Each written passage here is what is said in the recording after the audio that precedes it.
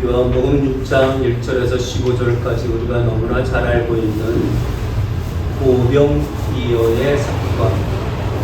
이 사건은 기적보다 우리에게 당연히 앞서야 할 교육을 핵심적으로 말하고 있습니다. 미국의 생물학자이며 작가인 레이첼 레이첼 카스는 친구가 보낸 편지 한 통을 받고 긴 시간 동안 살충제로 인한 환경 오염을 조사했습니다. 침묵의 봄, Silent Spring이라는 이 책은 레이첼 카슨의 환경 오염 조사한 그 모든 것들을 정리하여 세상에 알린 책입니다. 봄이라 하면 모든 것들로부터 시작의 소리로 가득해야 하는 것이 봄이건만 새들의 소리가 들리지 않는 봄이 되었습니다. 생기가 가득해야 할 봄의 소리가 사라진 침묵의 봄의 모습. 왜 이렇게 되었을까? 살충제 및 여러 화학 성분이 토양을 오염시키고 오염된 것들을 초식동물이 그리고 포식자들이 먹고 쌓여져 갑니다. 결국 먹이 사슬의 상위자인 인간과 인류의 후손들에게 엄청난 위기로 다가온다는 레이첼 카슨의 충고는 현실화하였고 또 지금도 악화되어가고 있는 진행형입니다. 지금도 그러하지만 과거에는 더욱더 과학이 일륜적인 것들을 무시했습니다. 발달과 발전의 오만함이 인륜이라는 이 가장 귀하고 귀한 것들을 무짓밟고 외면하고 그리고 아무것도 아니라는 이러한 기만적 행동을 하였던 것이 과거의 과학의 모습이었습니다. 어쩌면 발달과 발전의 희생양이 되는 것에 대한 당연한 듯한 소리가 크게 들리는 무서움이 아직도 아니 어쩌면 더 크게 들리고 있다는 것에 염려가 더 커가고 있는 지금의 상황입니다. 산업화, 로봇, AI 참으로 훌륭합니다.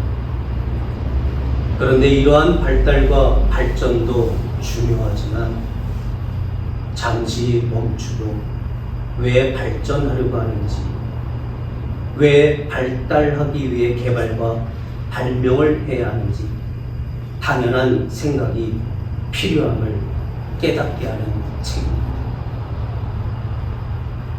지금도 끝나지 않는 전쟁을 하고 있습니다. 그런데 그 전쟁의 소리를 들을 때마다 최신식 무기들이 등장합니다. 놀라울 만한 그러한 파괴. 아마도 그 무기를 개발하고 있는 과학자들이 선보였을 때 사람들은 감탄했을 겁니다. 그런데 우리는 물었어야 합니다. 왜 그거를 만들어야 하냐? 왜? 그 엄청난 파괴력이 왜 우리에게 필요하냐? 우리는 물었어야 하는데 그 개발과 발달과 발전이라는 그 단어들 때문에 묻혀서 물어야 할 것들을 묻지 못하고 결국 살상에 앞선 그러한 무기의 모습들을 봅니다. 뒤늦은 후회들이 그때 왜 묻지 못했을까? 나라도 경제적인 관점만 고려된 채 결국 자신을 향해 총구를 겨누는 사람들이 아직도 세상에는 많고 어쩌면 그러한 오류를 만드는 것이 나 자신이 아닌가 뒤돌아보게 합니다. 지금 당장 나타나는 현상 그것만 없으면 돼. 즉각적인 결과만 없다면 괜찮다는 사람들이 참 많습니다. 어쩌면 저도 그 자리에 있는지도 모르겠습니다. 현재 자신의 몸과 관계가 혹은 자신의 주변 사람들의 몸과 관계가 어떻게 변화하고 있는지 전혀 모른 채 현재의 이익만 몰두하는 사람들과 불에 뛰어들어 죽음을 자초하는 불나방 하루살이 간에는 어떠한 차이도 없을 듯합니다. 불나방과 같은 그러한 모습이 지금 당장 눈에 이익만 쫓아다니는 나 그리고 우리의 그 누군가의 모습과 별반 다를 게 없다는 것입니다. 빙산의 일각 같은 보이는 부분만 이야기하며 중요시하는 것은 어쩌면 발전인 듯하지만 무지의 가속화에 지나지 않을 듯 싶습니다.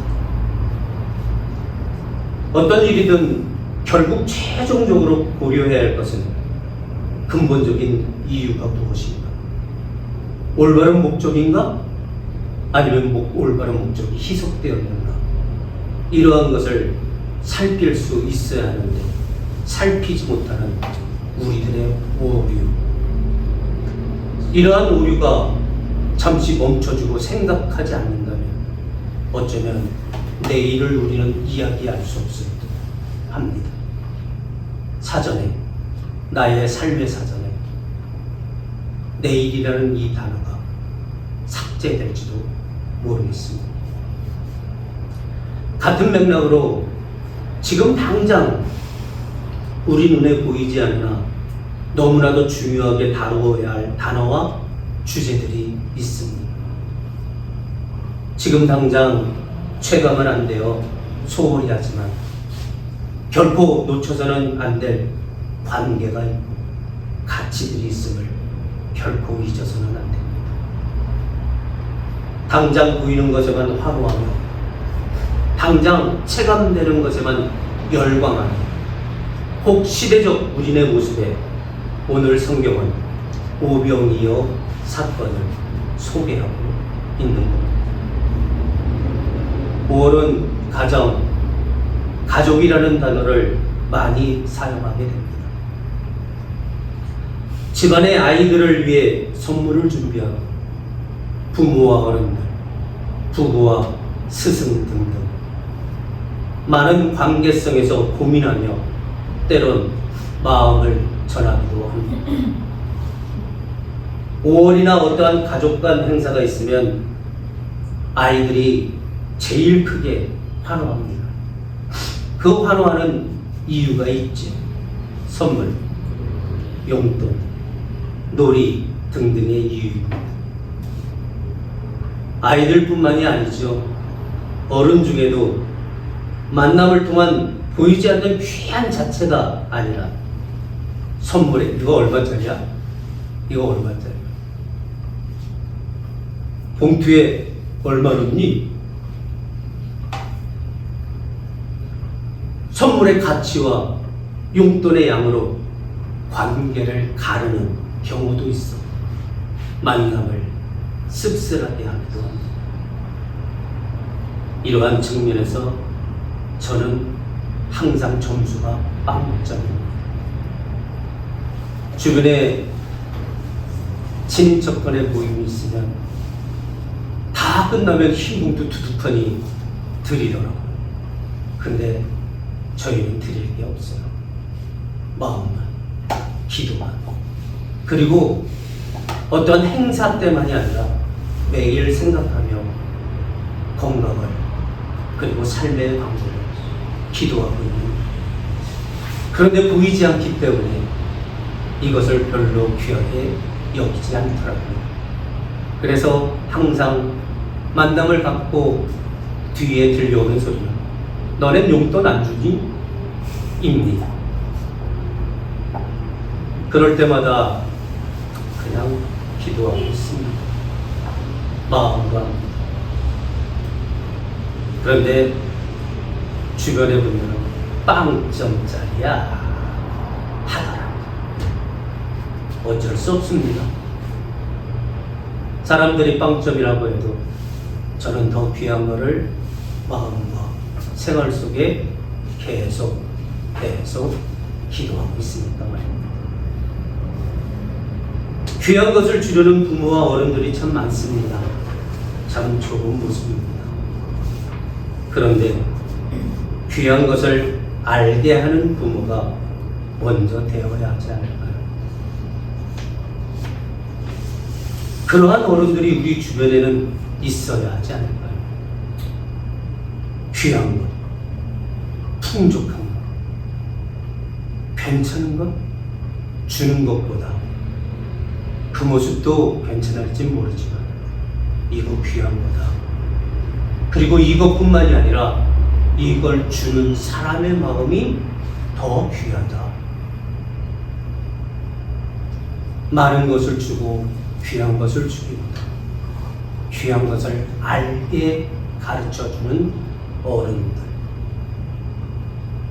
분명 이 시대가 필요로 하고 있는 모습입니다. 우리 모두의 가족들 관계 속에 이러한 어른이 있어야 합니다. 이 시대에 이러한 교회가 있어야 합니다. 귀한 것을 알려주는 교회. 예수께서 갈릴리 바다 곧 디비라 바다 건너편으로 가시며 큰 무리가 따랐습니다. 사복음서에 모두 기록된 오병이어 사건은 특별히 오늘 요한복음 6장 1절에 그 후에 라는 문구로 시작합니다. 요한복음 6장에 시작된 그 후에 라는 그 의미의 하나는 분봉왕 헤롯이 동생 빌립의 아내 헤로디아의 불륜을 정당화하였을 때 그 권력의 무서움 앞에서 아무도 잘못됐다 이야기하지 못하고 있는 상황이었습니다. 그러한 세류에 휩쓸리지 않고 그 불법과 부정, 권력 남용을 세례 요한이 대중 앞에서 지적하자.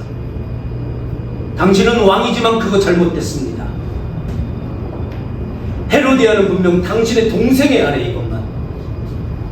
그 욕정에 불타 그 동생을 처형시키고 그것을 정당화시키는 왕이지만 당신은 잘못됐습니다. 대중들 앞에서 세례 요한이 당당하게 올바르게 지적을 하자. 헤롯 왕의 얼굴은 울그락불그락 해졌고 마침내 권력으로 세례 요한을 감옥에 가두었습니다.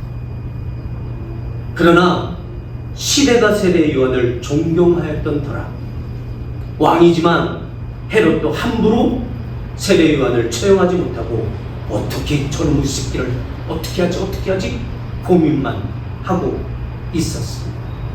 그 시기에 세례 요한이 제자들을 보내어 새로운 바람을 일으키며 등장한 예수께 내가 원하는 것, 내가 억울하게 이 갇혀있는 이 상황, 내가 원하고 제자들이 원하고 시대가 원하는 것, 그것을 질문으로 담아 예수 앞에 노크를 합니다. 이것은 결코 질문이 아니었습니다. 올바름을 보여달라는 것이었습니다. 당신의 능력으로 시대를 평정해 달라는 요구였습니다. 그러나 헤롯의 연회장에서 엄마 헤로디아의 사주에 철없는 헤로디아의 딸이 요청한 세례 요한의 처형은 진행되었고 요한 및 많은 사람의 예수에 대한 기대는 나타나지 않은 그때 그 후에 세례 요한도 분명 기대감이 있었습니다. 제자들도 사람들도 불법을 자행하는 분봉한 헤롯 왕의 잘못된 권력 남용, 잘못된 불법, 잘못된 부정, 이것을 분명 메시아라고 온 예수라면 무엇인가를 우리에게 보여주지 않을까라는 그 기대. 그러나 그 기대는 나타나지 않았습니다. 세례 요한은 제국되었고 사람들은 실망하기도 하였습니다. 어떻게 예수님이 가만히 있었지? 어떻게 예수님이 잘못됨을 바로잡지 않으셨지? 그렇게 실망도 있었을 그 즈음, 그러나 여전히 병인들을 고치는 그 이적과 기적과 표적이 나타나니 사람들은 반신반의하면서 예수를 쫓아 그의 입에서 나오는 말이 언제 우리의 눈에 표적으로 드러날까 하는 이 기대감에 군중들은 예수를 쫓아다녔습니다. 그때를 요한복음 6장 1절은 그 후에 라고 그 시기를 말하고 있는 겁니다. 그 후에 여전히 병인들에게 행하시는 표적을 보았기 때문에 세례 요한은 구하지는 않았는지 못했는지는 모르겠지만 여전히 병인들을 고치는 그 표적을 보았기 때문에 큰 무리가 예수를 따라다녔더라. 마침 그때는 유대인의 최대 명절인 유월절이 가까웠고 세계 각지에 흩어져 있었던 유대인들이 많은 사람들이 예루살렘으로 모이는 그 시기였습니다. 큰 무리가 운집하여 주변 인프라는 열악하였습니다. 이제 때거리가 되었는데 끼니 때가 되었는데 계산 빠른 빌립이 때거리가 늦은 시간 먹거리를 조금씩 준다고 하여도 200데나리온이 필요하다고 예수님께 말을 합니다. 그의 동료는 안드레는 한 아이가 가지고 있었던 보리떡 5개와 물고기 2마리를 예수님 앞에 내려놓았습니다. 성경을 보니 마침내 5천여 명이나 먹고 12방주리가 남는 축사 후의 소위 뭇 사람들이 표현하는 기적을 행하셨습니다. 뭇 사람들이 말하는 기적, 쉴만한 물가 교회가 표현하는 오병이어 사건을 사람들은 참으로 세상에 오실 그 선지자라고 열광하고 흥분하는 상태 되었습니다. 왜 세례 요한은 구하지 않으셨습니까? 왜 그것까지는 못하였나? 라는 생각을 가지면서 오병이어의 이 사건을 보면서 기적이다! 기적이다! 흥분하였습니다. 그때 성경을 보니 저희가 예수를 억지로 잡아 임금 삼으려는 줄 아시고 제자들을 급히 떠나가게 하신 후 예수는 혼자 산으로 떠나가셨더라. 사람들은 외쳤습니다. 이야! 물고기 2마리와 보리떡 5개? 이것을 이 장정만 5천여 명이나 먹고 12광지나 남는 어마어마한 기적? 이것이면 됐다. 이제 유대 땅을 평정할 능력을 우리가 확인했다 하며 예수를 억지로 임금 삼으려고 하는 그때 예수님은 제자들을 급히 등 떠밀게 하시고 떠나게 하신 뒤 자신도 당신도 그 자리를 떠났습니다. 곡자는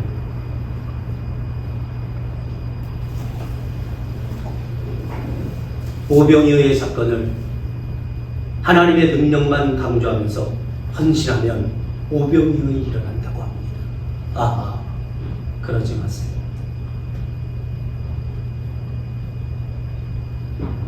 하나님의 능력만 강조하면서 바치면 오병이어가 일어난다. 아하, 그러지 마세요. 아닙니다. 혹자는 남은 12광절이 그것이 누구에게 갔겠냐? 소년에게 주지 않았겠냐? 하면서 부끄러운 세속적이고 기복적인 것을 미혹하기도 합니다. 아닙니다. 하나님의 전능하신 능력만을 강조하려 하셨다면 애초부터 표적을 보았기에 예수를 따랐다라는 말씀을 기록하지 않으셨을 겁니다. 저희가 와서 억지로 임금 삼으려는 줄 아시고 당신은 혼자 산으로 떠나셨다. 떠나시지도 않으셨을 겁니다. 오병이의 사건은 능력으로 세속과 기복을 끌어내고자 하는 것이 아닙니다. 오직 가치 있는 것을 주는 것보다 가치 있는 것을 알려주시고자 하는 예수님의 가르치심이 핵심 중에 하나. 여기 한 아이의 도시락, 보리떡 5개와 물고기 2마리입니다. 그때가 어느 시기라 그랬어요? 6월절 즈음이라 했습니다. 각지에서 나귀 등에 짐을 가득 실어 6월절 그 긴 날, 긴 시간 준비하고 많은 것을 준비하고 각지에서 몰려왔던 그 즈음.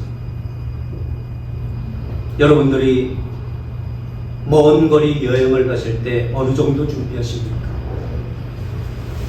그리고 가까운 요 근처에 잠시 일을 볼 때 어느 정도 준비하십니까? 그 차이가 확연하실 겁니다. 먼 나라에서 6월절을 지키기 위하여 낙타를 끌고 나귀 새끼를 끌고 그 등에 바리바리 쌓아 모였던 수많은 사람들이 그곳에 있었습니다.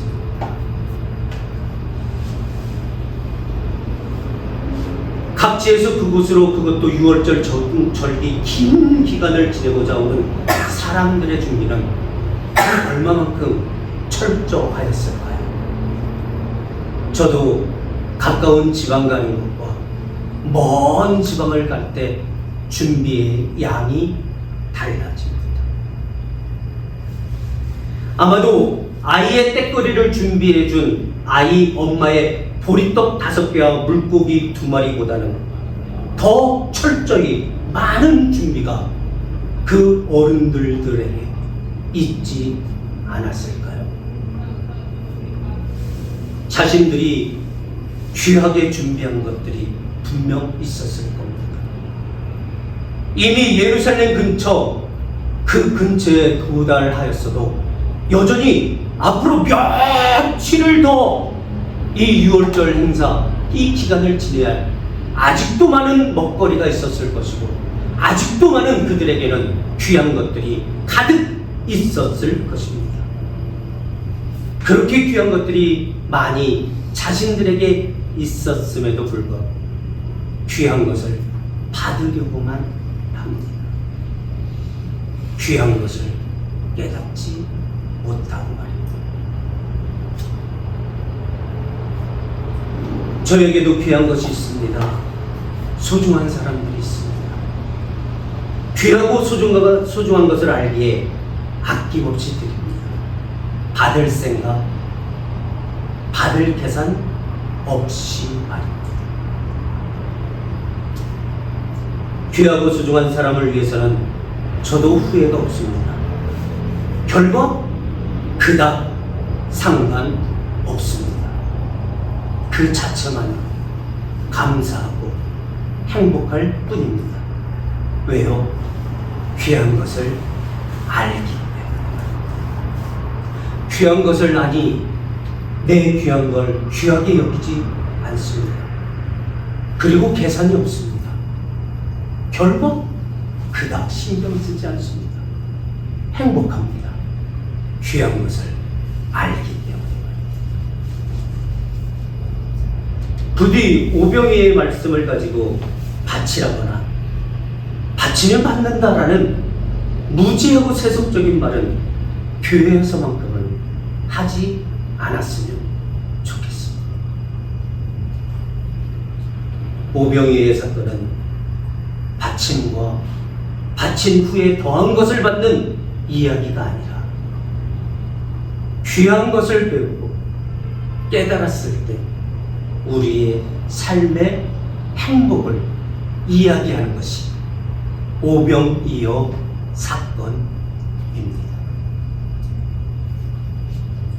한 아이의 이름도 없어요. 기록함이 없어요. 아이에게도 예수님에게도 이러한 것은 당연함이었던 거예요. 귀한 것을 알았으니 12광줄이 소년에게 주셨겠지. 에이, 그런 세속적이고 기복적인 거 체험하지 마요.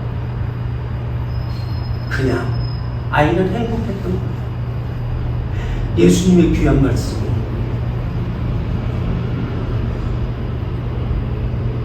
때거리를 채우라고 준비하여 준 엄마의 보리떡 5개와 물고기 2마리보다 예수님의 귀한 말씀이 귀한 것을 발견했기 때문에 그냥 행복했던 거예요. 그냥 드렸던 거예요. 아이도 예수님도 이건 기적이라고 말하지 말고 귀한 것을 깨닫는 말씀이야.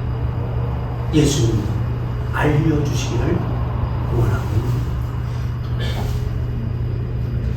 금쪽 같은 땡땡땡의 이웃 법정 등등을 사람들이 보며 해법을 찾으려 합니다. 너무나 멀리서 복잡하게 해법을 찾으려는 안타까움을 봅니다. 너무나 멀리서.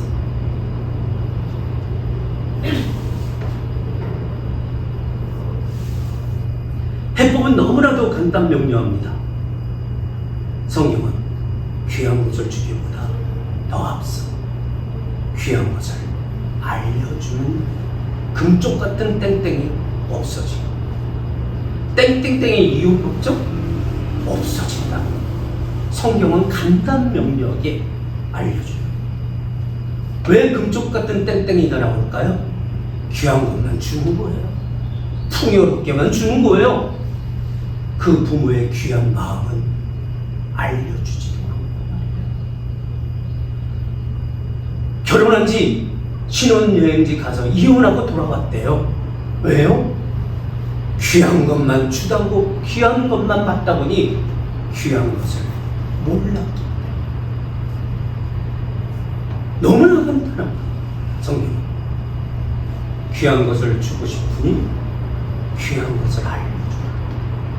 그 사람의 마음을, 그 사람의 인생을 다 담은 그 소중한 마음을, 그걸 귀한 걸 알면 값비싼 거, 많은 거, 그거는 별만 이야기하려는 게 없는 거예요.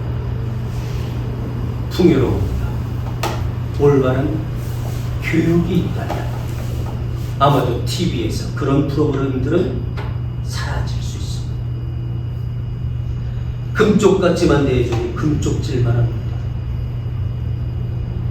마음 없는 고가의 선물만 주고받다 보니 찢어진 포장지하고 섞여서 쓰레기통에 버려진 제 마음을 보았습니다. 분명 값은 저렴한 그 포장지에 담겨진 나의 마음이 있었는데, 야 애도야 이거보다 더 비싼 거 선물 주더라. 그래요. 쓰레기통에 던져진 포장지하고 섞여진 제 마음. 결국 다툼만 일삼는 것이 아닐까 싶습니다.